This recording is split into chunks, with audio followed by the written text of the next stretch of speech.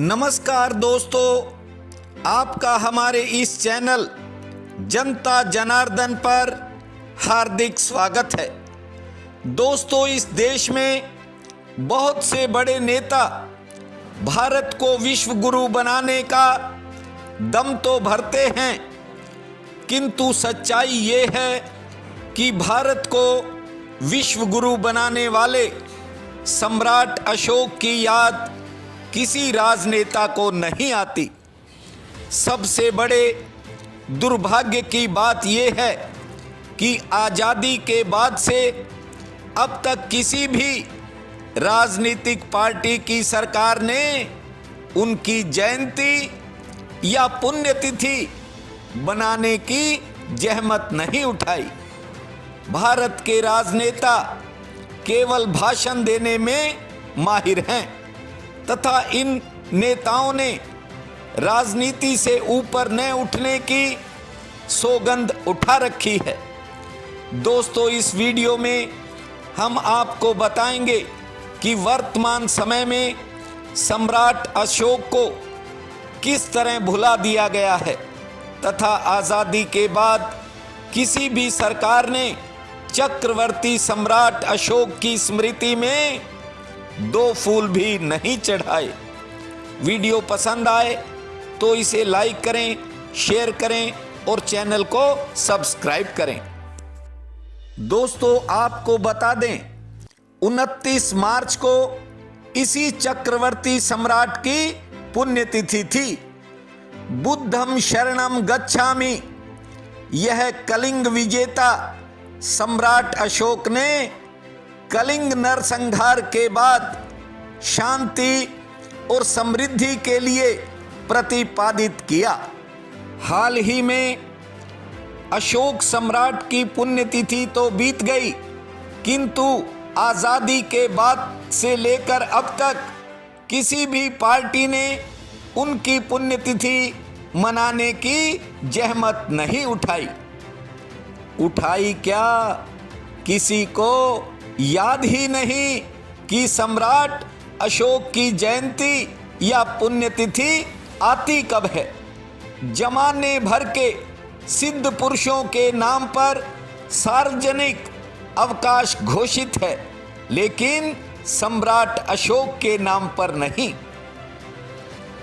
ये बड़ी शर्मनाक बात है कि वह आज तक किसी भी सरकार द्वारा एक दिन श्रद्धांजलि के 2 फूल तक नहीं पा सका।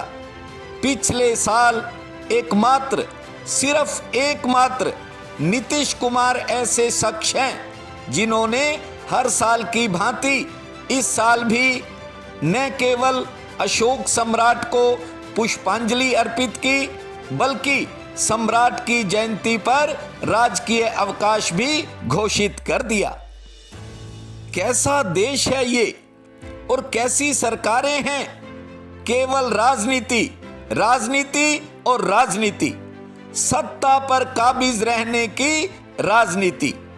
सम्राट अशोक का जन्म 304 ईसा पूर्व पाटलिपुत्र पटना में हुआ था और मृत्यु भी पटना में ही हुई थी। जरा सोचो, इसे लेकर भी राजनीति हो रही है। नीतीश कुमार ने इतिहासकारों को इकट्ठा कर हिंदू तिथि के अनुसार सम्राट अशोक की जयंती मनाने का ऐलान तो किया, लेकिन सत्तारूढ़ भाजपा ने उसके एक दिन पहले ही जयंती मना दी, केवल राजनीतिक श्रेय लेने के लिए। यदि यह उचित है तो भाजपा को चाहिए कि गांधी जयंती भी 2 अक्टूबर की जगह 1 अक्टूबर को ही मना ले और 26 जनवरी गणतंत्र दिवस समारोह भी 25 जनवरी को ही मना ले। श्रेय ही तो लेना है। विश्व भर के इतिहासकार एकमात्र अशोक के नाम के साथ ही सम्राट लगाते आए हैं, शेष किसी के लिए नहीं। आपको बता दें कि सम्राट अशोक का राज चिन्ह ही अशोक ध्वज भारत देश के झंडे में है।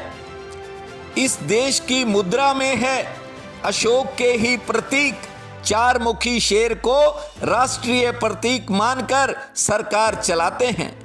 उसके सत्यमेव जयते को साक्ष्य मानकर अदालतें चलाते हैं। सेना का सबसे बड़ा युद्ध सम्मान अशोक चक्र भी उसी की स्मृति में दिया जाता है। नेपाल, अफगानिस्तान, पाकिस्तान और बांग्लादेश को मिलाकर इतने बड़े भूभाग पर एक छत्र राज कर अशोक चक्रवर्ती सम्राट बने थे। उसी सम्राट अशोक की अपने ही देश में किस कदर बेकदरी हो रही है, ये सोचने वाली बात है।